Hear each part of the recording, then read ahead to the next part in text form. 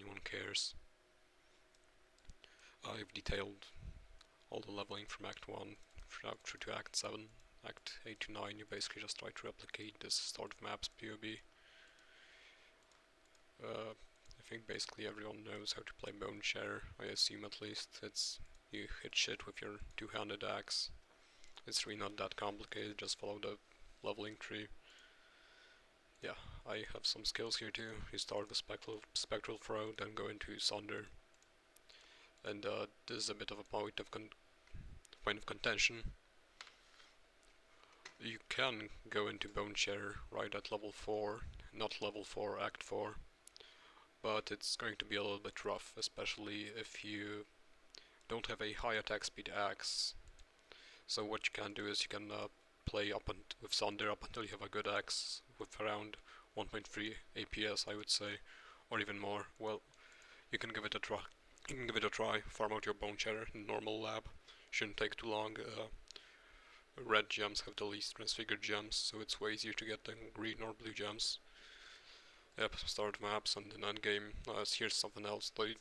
It's kind of weird. I basically just use Hydrosphere because I like the visuals.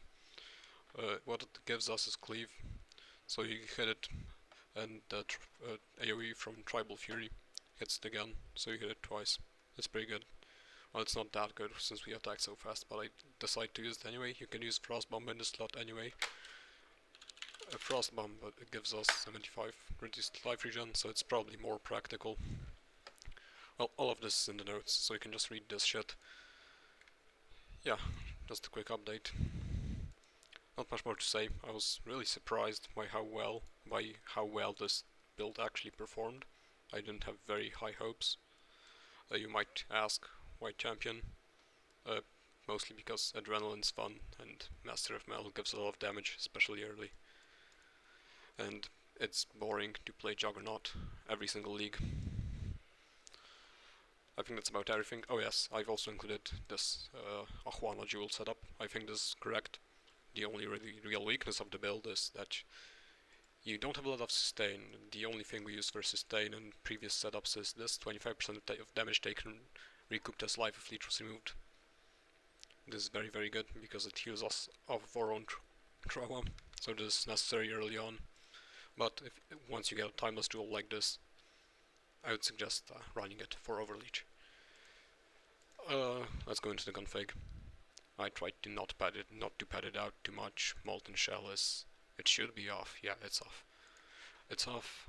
Well, all I have here is time spent stationary for Arctic Armor Frenzy charges. We generate Frenzy charges with our chest.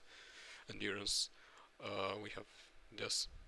Disciple of Undying, and in our offhand we have a red blade banner, so you can just enter and cry into the air. 45 from our sentence, the Adrenaline, Corrupting Fever, Rage 47. This is a bit contentious too, since I use Battle Trance, but I think since we ramp anyway, I found this to be pretty reasonable. You get free Rage on hit, even more if you have a good Lethal Pride. So yeah, I think this is pretty realistic, but if you don't like it, you can turn this down. Are you leeching? This isn't actually on all the time. In our previous setups, as you can look at the damage here, it rises, so we don't have Overleech, we have Overleech only here. Impale recently, yep. Armor. Intimidate, yep. Banner. The banner kinda sucks to upkeep, but since we have Inspirational, we get a little bit of our charges back, so I decided to put that 15 I think is reasonable. Pride stacks up quickly. Melee distance to enemies for close combat will be always at close range, doesn't really matter. Crushed from Awakened Brutality, and then the Calcs. Mercenary, I decided to keep it minimal, just with determined percles, even though there's more. And yeah, resistances, because I don't have any resistances put on my gear, as you can see. As for my actual character, I actually rerolled to Smite, so to make the grind to level 100 a little bit faster. This character,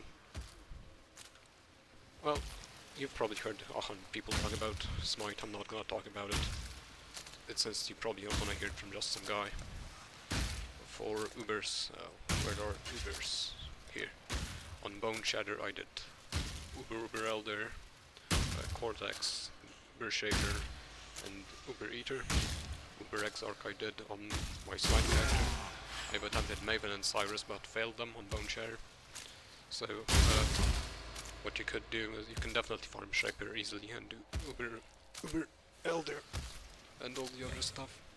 So if you want, like, for example, the Echoes of Creation, which I think I do have,